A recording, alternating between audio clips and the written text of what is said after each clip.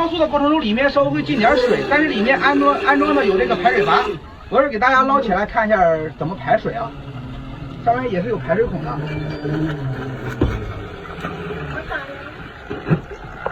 再看一下这个侧面，来看一下，一直在排水啊，能看到？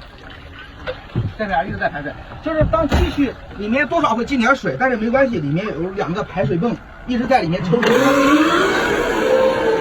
这个电池很耐用，充一次电的话，里面装的是2块22000毫安的电池，充一次电可以玩1个小时啊，就这个。双桨驱动，特别暴力。